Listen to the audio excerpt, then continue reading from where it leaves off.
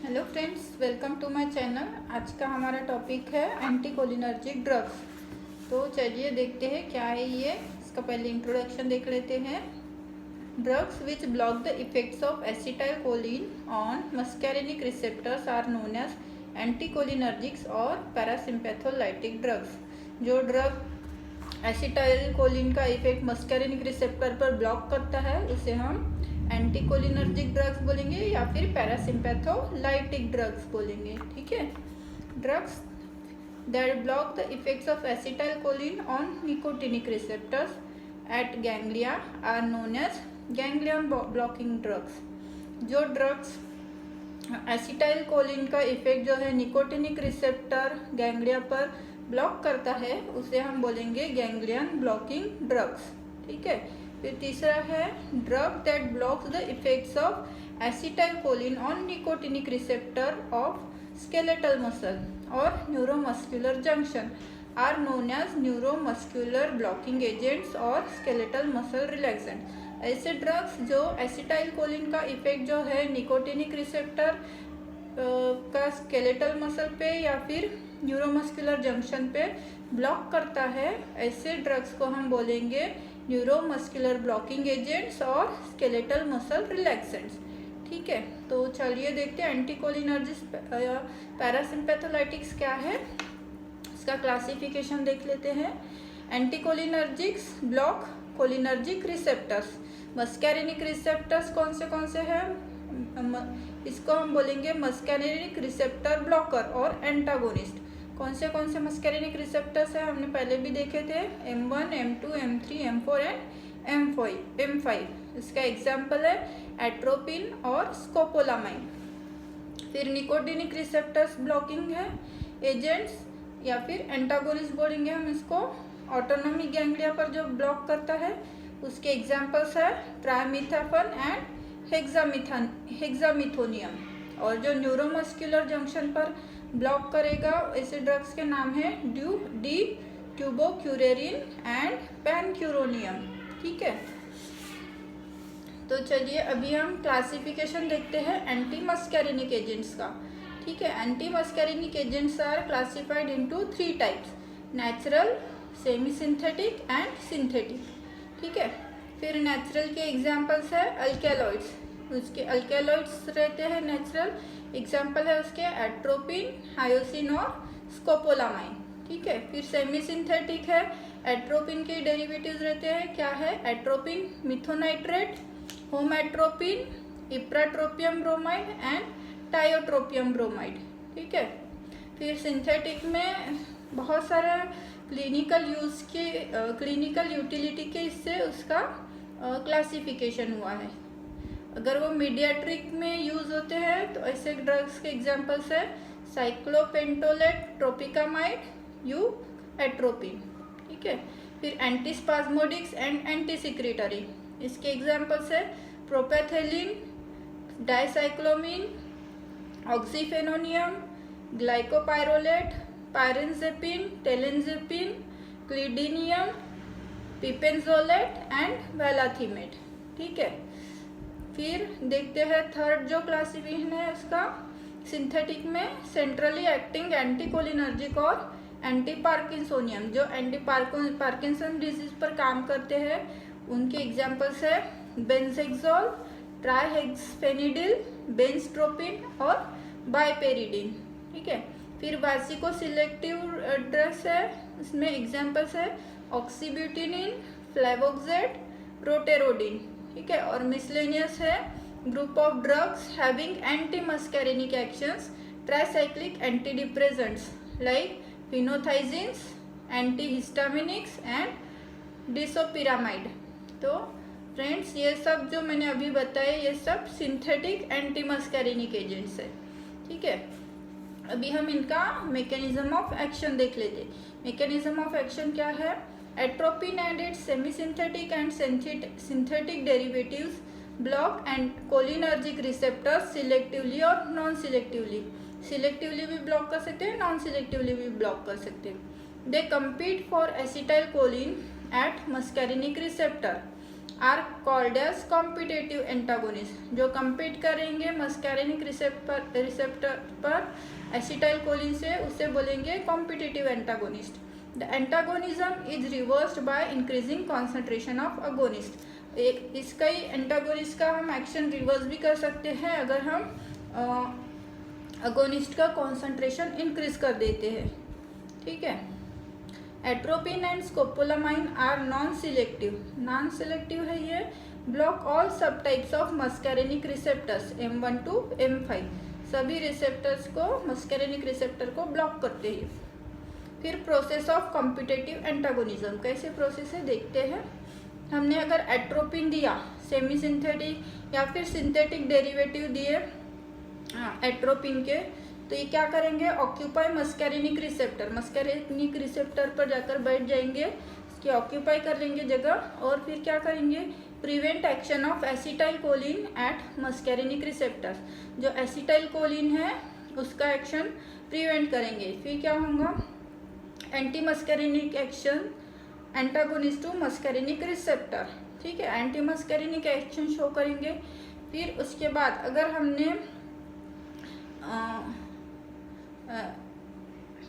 Muscarinic जो agonist receptor है acetylcholine, उसका अगर हम कॉन्सेंट्रेशन बढ़ा देते हैं तो क्या करेंगे, displace atropine from receptor side binding, वो एट्रोपिन को डिस्प्लेस कर देगा और वहाँ पे खुद जाकर बैठ जाएगा। Blockade is reverse known as competitive antagonism, और इस तरह से ये कॉम्पिटिटिव एंटागोनिज्म को ब्लॉक कर देगा। ठीक है, तो इसीलिए ये रिवर्सिबल भी है एक्शन। फिर हम देखते हैं pharmacological actions of atropine and scopolamine. तो CNS पर क्या एक्ट करेगा atropine cause CNS stimulant, excitation cause करेगा, उससे क्या होगा, डिल्यूजन होगा, कन्फ्यूजन होगा, डिसओरिएंटेशन, ठीक से बात नहीं कर पाएगा, समझ नहीं पाएगा, हेलुसिनेशन होगा। और अगर हाई डोज में स्कोपोलामाइन देते हैं तो वो क्या करेगा, CNS डिप्रेजेंट करेगा। डिप्रेस करने से क्या होगा, पेशेंट को सिडेशन होगा, ड्राउजीनेस होगा।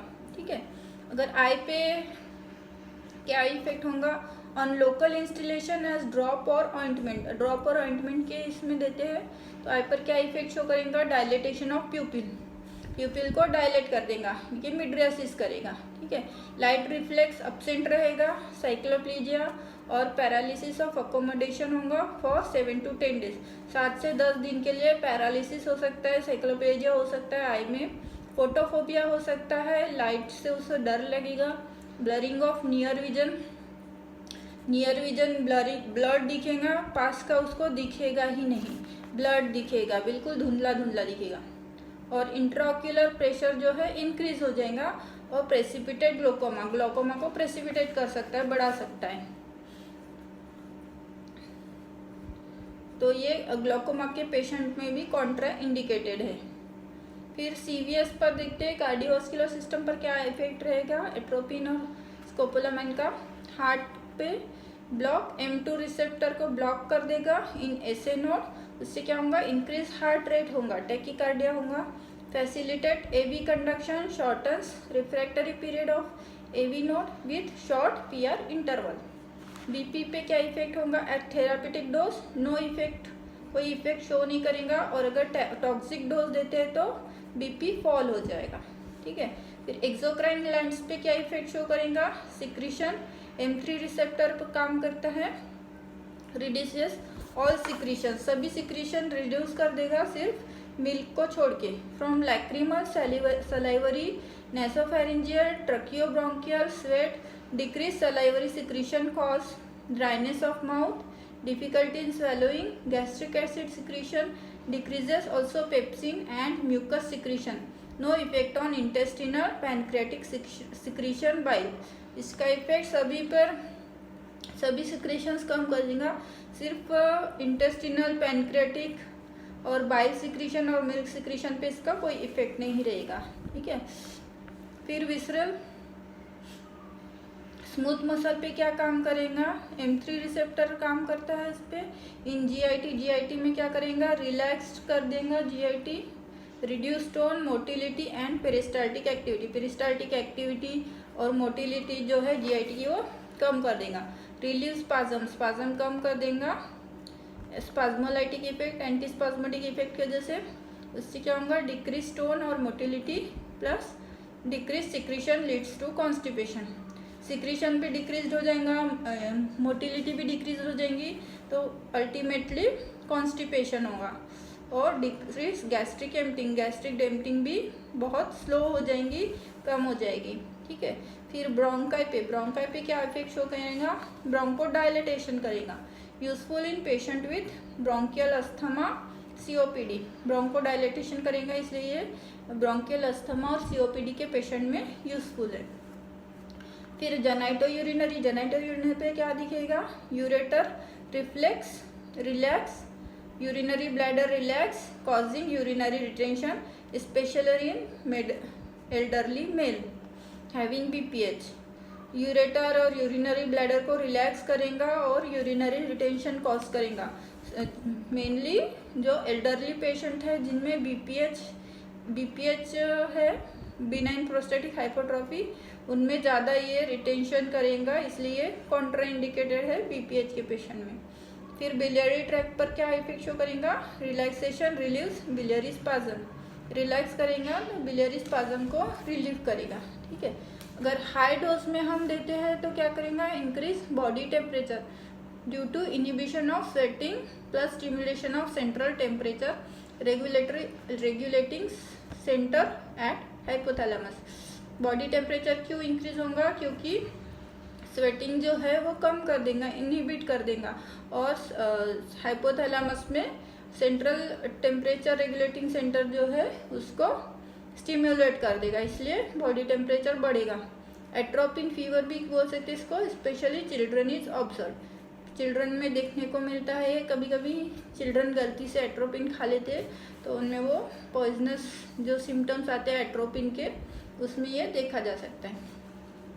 फिर अभी हम देखते हैं difference between atropine and hyoscine, क्या डिफरेंस है। फीचर्स में देखते हैं, सोर्स बोथ अल्केलॉइड्स फ्रॉम प्लांट, दोनों अल्केलॉइड्स है, प्लांट से मिलते हैं। और इसका क्या है सोर्स, एट्रोपा बेलाडोना, धतूरा, स्ट्रेमोनियम। ठीक है। और हायोसिन और स्कोपोलामाइन का है हायोसियामस नाइगर। फिर केमिकली क्या ना है इनका, अमाइंस है दोनों भी। मैकेनिज्म ऑफ एक्शन क्या है, एट्रोपिन जो है block M1 to M5 receptor, hyoscine भी block M1 to M5 receptor. Pharmacokinetic action क्या है, at high doses cross blood brain barrier. ठीक है। हाई डोजेस में ब्लड ब्रेन बैरियर को क्रॉस करता है, और हायोसिन जो है थेराप्यूटिक डोजेस पर ब्लड ब्रेन बैरियर को क्रॉस करता है। ड्यूरेशन CNS में क्या है, ड्यूरेशन ऑफ एक्शन लॉन्ग है और हायोसिन का शॉर्ट है। Uses in motion sickness, used more preferred, hyoscine जो है ज़्यादातर देते हैं और एट्रोपिन जो है दे सकते हैं। ठीक है। Dosage form and route of administration, अभी रूट ऑफ एडमिनिस्ट्रेशन क्या है इनका, एट्रोपिन हम ओरली दे सकते हैं, पैरेंट्रल दे सकते हैं इंजेक्शन 0.6 to 2 मिलीग्राम IM और IV, topical 1 to 2% eye drops के फॉर्म में देख सकते हैं, और क्रिटमेट। और हायोसिन जो है हम पर ओरल दे सकते हैं, IM दे सकते हैं, या फिर ट्रांसडर्मल पैच में भी हम दे सकते हैं। ठीक है। फिर एडवर्स इफेक्ट्स ऑफ एट्रोपिन, अभी एडवर्स इफेक्ट्स देखते हैं क्या है एट्रोपिन के। Common side effects at therapeutic doses are dry mouth, क्योंकि सिक्रीशंस कम कर देता है, डिस्फेजिया होगा, कॉन्स्टिपेशन होगा, GIT मोटिलिटी कम कर देता है इसलिए, ब्लरिंग ऑफ विजन होगा क्योंकि डायलिटेशन कर देता है प्यूपिल और नियर विजन को ब्लड कर देता है, फोटोफोबिया होगा, पाल्पिटेशन होगा, ड्रग फीवर होगा, यूरिनरी रिटेंशन होगा, स्किन रैश होगा और फ्लशिंग होगा, हिटनेस बढ़ जाएंगी। फिर belladonna poisoning, high toxic doses में क्या शो करेगा, अब all symptoms associated with CNS stimulation में रेस्टलेसनेस कॉज करेगा, डेलीरियम कॉज करेगा, अटैक्सिया करेगा, हेलुसिनेशन करेगा, स्पेशली विजुअल, साइकोसिस करेगा, कन्वर्जन्स और कोमा करेगा। फिर कार्डियोवास्कुलर कोलैप्स, हाइपोटेंशन हो सकता है, टैकीकार्डिया हो सकता है। और रेस्पिरेटरी फेलियर भी हो सकता है because of bronchospasm. Cause of poisoning due to drug overdose और consumption of seeds of belladonna datura plant, childrens are more susceptible.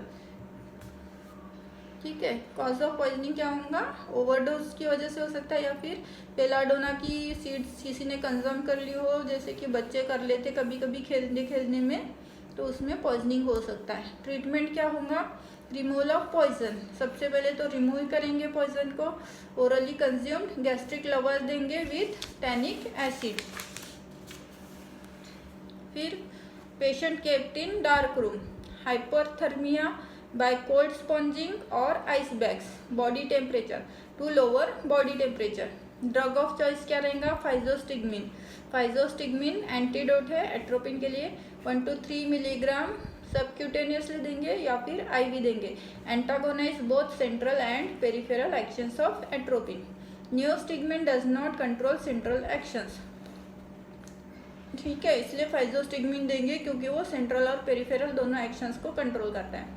फिर other measures of symptomatic treatment for BP, respiration, convergence, ये हम symptomatic treatment देंगे इसके लिए। Contraindications to use of atropine, क्या क्या contraindications है, elderly male, bilateral prostatic hypotrophy जो मैंने बताया, यूरिनरी रिटेंशन करता है इसलिए हम पीपीएच के पेशेंट में नहीं देंगे, एल्डरली पेशेंट में नहीं देंगे। Patient with narrow angle glaucoma, जिसको नैरो एंगल ग्लॉकोमा है उसमें भी हम एट्रोपिन नहीं देंगे क्योंकि बहुत ज़्यादा डायलेटेशन कर देता है प्यूपिल को। ठीक है, और congestion it precipitate acute congestive glaucoma, congestion कर देता है। ड्रग इंटरेक्शंस क्या होंगे, additive side effects with TAD, phenothiazines और एंटाहिस्टामिनिक्स के साथ एडवर्स इफेक्ट हो सकते हैं, ड्रग इंटरेक्शन हो सकता है। फिर थेराप्यूटिक यूजेस देख लेते हैं एट्रोपिन के क्या है। Pre anaesthetic medication, pre anaesthetic medication use कर सकते हैं हम, given half hour prior to anaesthesia, आधा घंटा पहले एनेस्थेशिया के हम दे सकते हैं। ग्लाइकोपायरोलेट प्रीफर्ड, ग्लाइकोपायरोलेट मोस्टली देते हैं as anti secretory to prevent irritant effects of GS like ether, prevent salivary tracheobronchial secretion, prevent sensitization of heart to noradrenaline by general anesthetic, example halothane, prevent vasovagal attack, laryngospasm, bradycardia, aspiration, pneumonia। ये सब जो है secretions कम कर देता है, इसलिए ये प्रीफर्ड करते हैं प्री एनेस्थेटिक मेडिकेशन में। ठीक है, इतना काफ़ी है समझने के लिए। फिर antispasmodic used for intestinal, renal colic, abdominal cramps. Intestinal और रीनल कोलिक, एब्डोमिनल क्रैम्प्स में यूज़ कर सकते हैं एज एंटीस्पाज्मोडिक। बिलियरी कोलिक में एट्रोपिन प्लस मॉर्फिन दे सकते हैं। Colic associated with diarrhoea, dysentery, atropine like compounds decrease frequency also. In irritable bowel syndrome gives symptomatic relief, irritable bowel syndrome में भी ये यूजफुल है, सिम्टोमेटिक रिलीफ देता है। फिर ये नॉक्टर्नल एन्यूरेसिस, नॉक्टर्नल जो बच्चे रात में बेड में पेशाब करते हैं, बेड वेटिंग करते हैं, उनके लिए दे सकते हैं। In children in patient with paraplegia decrease urine frequency and urgency, preferred agent oxybutynin और टॉल्टेरोडिन। ऑक्सीब्यूटिनिन और टॉल्टेरोडिन हम देते हैं नॉक्टर्नल एन्यूरेसिस के लिए। फिर है as mydriatic and cycloplegic for testing error और रिफ्रैक्शन, टेस्टिंग एरर है, रिफ्रैक्शन है, उसका टेस्ट करने के लिए हम ये दे सकते हैं in ophthalmology practice. For fundoscopic examination, fundoscopic examination में भी यूज होता है। In elderly to avoid glaucoma. Treatment of iritis, iridocyclitis, keratitis, cornea ulcer, gives rest to eye muscle, relieves ocular pain. ठीक है, it is use alternately with miotics to break adhesions between iris and the lens in inflammatory conditions of iris and lens और iris and cornea। तो जो एडेजन्स बन जाते हैं lens और iris के बीच में, उनको ब्रेक करने के लिए भी इसका यूज़ होता है। फिर ट्रीटमेंट ऑफ साइनस ब्रैडीकार्डिया के लिए भी यूज़ होता है। Partial heart block, digitalis toxicity होती है, उसमें भी यूज़फुल है। फिर organophosphorus poisoning, life saving in organophosphorus poisoning पहले के वीडियो में हमने देखा है कि ये एंटीडोट का काम करता है, लाइफ सेविंग ड्रग है। फिर mushroom poisoning and courier poisoning में भी इसका यूज़ होता है। एट्रोपिन हम नियोस्टिग्मिन के साथ दे सकते हैं। फिर ब्रोंकियल अस्थमा है, पेप्टिक अल्सर है, पार्किंसोनिज्म है, उसमें भी हम एट्रोपिन डेरिवेटिव्स प्रीफर करते हैं। मोशन सिकनेस है, मोशन सिकनेस में हायोसिन देते हैं हम लोग 30 मिनट बिफोर द जर्नी, 30 आधा घंटा पहले देते हैं, 30 मिनट पहले before travelling to prevent sickness. It act as vestibular sedative. Transdermal patches are used, जो हायोसिन के जो है ट्रांसडर्मल पैचेस हम यूज़ करते हैं before half an hour before travelling. फिर हम एट्रोपिन सब्सटीट्यूट्स देखते हैं। क्या है atropine substitutes? Natural belladonna alkaloids have non-selective action and hence most side effects. Hence several semi-synthetic and synthetic derivatives developed with selective pharmacological action with less side effects. Chemically they are quaternary and tertiary amines. Common features of quaternary amine compounds: oral absorption is incomplete, do not cross blood-brain barrier, eye, hence no central nervous system, and ocular effect following oral और parenteral administration. Longer duration of action होता है atropine substitutes का, और block nicotinic receptor at therapeutic doses, leads to postural hypotension and impotence. Postural hypotension cause कर सकता है, importance cause कर सकता है, ठीक है। फिर एट्रोपिन सब्सटीट्यूट देखते हैं, उनका route of drug administration, dose और फार्माकोलॉजिकल एक्शन। पहला है हायोसिन ब्यूटिल ब्रोमाइड, इसको हम बस्कोपैन के नाम से जानते हैं। डोज क्या है? पर ओरल देंगे 20 to 40 milligram. Route of administration क्या है? IM, सबक्यूटेनियस और IV। फार्माकोलॉजिकल एक्शन क्या शो करेगा? एंटीस्पाज्मोडिक। फिर एट्रोपिन मिथोनाइट्रेट, कौन सा है? स्पाज्मोलाइसिन। पर ओरल दे सकते हैं इसको, यूजफुल है। Pharmacological action abdominal colic and hyper acidity. फिर थर्ड है इप्राट्रोपियम ब्रोमाइड, इप्रावेंट के नाम से हम इसे जानते हैं। रूट ऑफ ड्रग एडमिनिस्ट्रेशन है inhalation 40 to 80 microgram metered dose inhaler, ठीक है। फार्माकोलॉजिकल एक्शन क्या है? Selective action on bronchial smooth muscles causing dilatation with without drying out tracheobronchial secretions, ठीक है। ब्रोंकियल स्मूथ मसल का डायलेटेशन करेगा without drying out tracheobronchial secretions, dry नहीं करेगा। फिर है हमारा चौथा tiotropium bromide, congener of ipratropium, ठीक है। रूट ऑफ एडमिनिस्ट्रेशन क्या है? Absorption and effects respiratory solution 250 microgram पर ml। Long duration of action है, इनहेलेशनल रूट है, इनहेलेशन के थ्रू ही देंगे, जैसे कि हमने इप्राट्रोपियम ब्रोमाइड देते हैं। फार्माकोलॉजिकल एक्शन क्या है?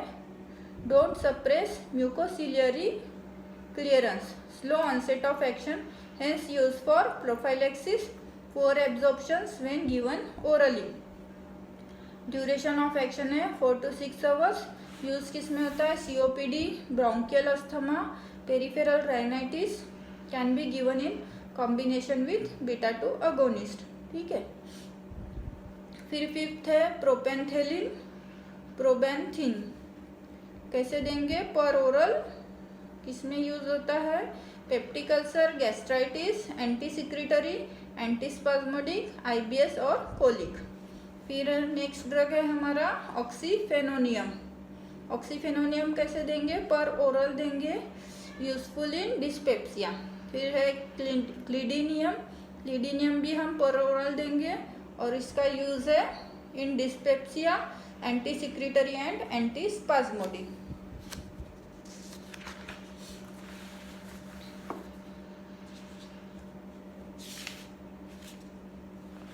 फिर नेक्स्ट ड्रग है पिपेनजोलेट मिथाइल ब्रोमाइड। पिपेन किस में काम में आता है ये? Infantile colic, flatulence, dyspepsia in children और एब्डोमिनल क्रैम्प्स, पेडियाट्रिक यूज में काम आता है ये। फिर है next drug glycopyrrolate, most commonly used as atropine substitute. IM देंगे हम 0.1 to 0.3 मिलीग्राम।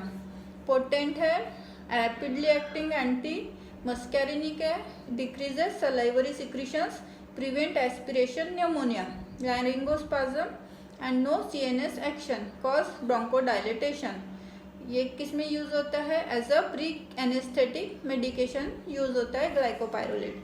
फिर है नेक्स्ट ड्रग डाइसाइक्लोमिन। डाइसाइक्लोमिन या फिर साइक्लोस्पाज और साइक्लोप्राम के नाम से हम इसे जानते हैं। पर ओरल दे सकते हैं, आईएम भी दे सकते हैं इंट्रामस्क्यूलर। फार्मेकोलॉजिकल एक्शन क्या है इसका? Direct smooth muscle relaxant, antispasmodic, weak anticholinergic action, antiemetic action, use in morning and motion sickness combine with paracetamol. Side effects क्या है? Atropine like not given in children below 6 months of age. Below 6 months age के बच्चों को हम नहीं देंगे। Produce atropine toxicity, atropine toxicity produce कर सकता है इसलिए। यूजेस क्या है इसके? Antispasmodic in irritable bowel syndrome और एंटी-एमेटिक भी है और डिस्मेनोरिया में भी काम में आता है। फिर है हमारा नेक्स्ट ड्रग वैलिथामेट। वैलिथामेट मोस्टली हम इसे जानते हैं एपिडोसिन के नाम से। पर ओरल आईएम दे सकते हैं 8 to 10 milligram. Use in dilatation of cervix during delayed labour. Delayed labour में डायलेटेशन करने के काम में आता है सर्विक्स के, और इंटेस्टिनल, बिलियरी और यूरिनरी कोलिक में भी काम में आता है। फिर नेक्स्ट ड्रग है ऑक्सीब्यूटिनिन और ऑक्सीस्पाज। और रूट ऑफ एडमिनिस्ट्रेशन पर ओरल। और फार्मेकोलॉजिकल एक्शन है हाई एफिनिटी फॉर M1 और M3 receptors present in urinary bladder, salivary glands, relax intestinal smooth muscles, use increase urinary frequency and urge for urination, और incontinence due to detrusor instability. Treatment of post prostatectomy, वजाइगल spasm, neurogenic bladder and nocturnal enuresis, इस सब में ये useful है। फिर next drug है हमारा टोल्टेरोडिन और रेलिटेन। पर ओरल दे सकते हैं 2 to 4 मिलीग्राम।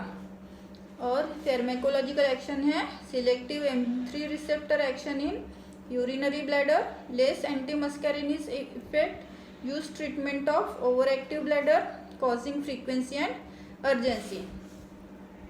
नेक्स्ट ड्रग है फ्लाइवोक्सेट और यूरिस्पास। क्या है? पर ओरल दे सकते हैं flavoxate, treatment of urinary frequency, urgency, dysuria with lower urinary tract infection से पेशेंट में हम ये फ्लाइवोक्सेट दे सकते हैं। फिर है लास्ट ड्रग हमारा ड्रोटावेरिन। ड्रोटावेरिन या फिर ड्रोटिन पर ओरल दे सकते हैं या फिर आईवी भी दे सकते हैं 40 to 80 mg टैबलेट। फिर फार्मेकोलॉजिकल एक्शन है इसका non cholinergic smooth muscle relaxant that is antispasmodic, act by inhibiting PDS4 enzyme selective for SMS, increase cyclic AMP, smooth muscle relaxation। uses क्या है? intestinal, biliary, renal colic, IBS, uterine spasm। और side effect है headache, dizziness, constipation, flushing and fall in BP। ठीक है, ये सब हो गए एट्रोपिन डेरिवेटिव्स के बारे में। अब हम देखते हैं atropine substitutes used in ophthalmology. तो एट्रोपिन डेरिवेटिव्स और substitutes are preferred over atropine. क्यों हम एट्रोपिन डेरिवेटिव्स प्रीफर करते हैं एट्रोपिन की बजाय? क्योंकि mydriasis and cycloplegia caused by atropine is of longer duration. Longer duration के लिए रहता है for 7 to 10 days, which is undesirable for refraction correction. ये हमको इतने लॉन्ग ड्यूरेशन का एक्शन नहीं चाहिए रहता है रिफ्रैक्शन करेक्शन करने के लिए, इसलिए हम एट्रोपिन सब्स्टिट्यूट यूज करते हैं इसकी जगह। फिर है onset of action of atropine is slow As dilatation of pupil takes 40 to 50 minutes, while cycloplegia takes 2 to 3 hours. Onset of action भी एट्रोपिन का बहुत ही स्लो है. प्यूपिल डायलेटेशन के लिए 40 to 50 मिनट्स लेता है और साइक्लोप्लेजिया के लिए 2 to 3 आवर्स लेता है. फिर atropine causes both mydriasis as well as cycloplegia. Mydriasis भी कॉज करता है, साइक्लोप्लेजिया भी कॉज करता है. For refraction correction later action is not required. Cycloplegia हमें नहीं चाहिए रहता है रिफ्रैक्शन एक्शन के लिए. टू ओवरकम दिस डिफिकल्टीज, ये सब डिफिकल्टीज ओवरकम करने के लिए हम एट्रोपिन डेरिवेटिव्स यूज करते हैं. ठीक है, तो क्या क्या है atropine derivatives? Home atropine. Home atropine क्या है? Less potent then atropine. 1 to 2% eye drops के फॉर्म में यूज कर सकते हैं. और वो क्या करता है? Causes mydriasis plus cycloplegia in 40 to 60 minute. Duration of action सिर्फ 1 से 2 दिन के लिए रहता है, जबकि एट्रोपिन का 7 से 10 दिन के लिए रहता था. ठीक है. फिर है साइक्लोपेंटोलेट. 1% पोटेंट है, रैपिड ऑनसेट ऑफ एक्शन है और ड्यूरेशन ऑफ एक्शन सिर्फ 1 डे, एक ही दिन के लिए एक्शन रहता है उसका. फिर ट्रोपिकामाइड है 0.5 to 1%. पोटेंट ड्रग है. Quick onset of action, no cycloplegia, इसमें साइक्लोप्लेजिया होता ही नहीं है. और duration of action 3 to 6 hours, 3 से 6 घंटे के लिए रहता है. और यूज किस लिए है इसका? Refraction testing, fundoscopy. Can be combine with phenylephrine for additive action. Phenylephrine के साथ हम इसे कंबाइन भी कर सकते हैं. फिर drugs acting on autonomic ganglia, NN receptor. ठीक है, ये सब तो हमने मस्कैरिनिक रिसेप्टर पर एक्टिंग ड्रग्स के बारे में देखा था. अभी हम देखते हैं एनएन रिसेप्टर, निकोटिनिक रिसेप्टर पर गैंग्लिया, ऑटोनॉमिक गैंग्लिया पर एक्ट करने वाले ड्रग्स कौन से थे? Neurotransmitter at autonomic ganglia of both sympathetic and parasympathetic system is acetylcholine. ठीक है, न्यूरोट्रांसमीटर एसिटाइलकोलिन ही है सिंपैथेटिक और पैरासिम्पैथेटिक नर्वस सिस्टम में, जो कि निकोटिनिक रिसेप्टर गैंग्लिया पर काम करता है. Which act on nicotinic receptor autonomic ganglia. The nicotinic receptors are excitatory in nature. Excitatory nature क्या होते हैं? These receptors are blocked by hexamethonium and trimethaphan. कौन से ड्रग से ब्लॉक होते हैं? Hexamethonium and trimethaphan. Also known as ganglion blocking agents. इनको ganglion blocking agents भी बोलते हैं. Clinically these agents are used specially trimethaphan short acting रहता है. किस लिए यूज होता है? To produce hypotension during certain surgery and dissecting aneurysm of aorta. Aneurysm of aorta का डिसेक्शन करने के लिए और हाइपोटेंशन प्रिवेंट करने के लिए भी, हाइपोटेंशन प्रोड्यूस करने के लिए यूज होता है ट्राइमिथाफन का. ठीक है. सो फ्रेंड्स, आज का हमारा ये वीडियो कंप्लीट हुआ, टॉपिक कंप्लीट हुआ एंटीकोलिनर्जिक ड्रग्स का. Thank you for watching.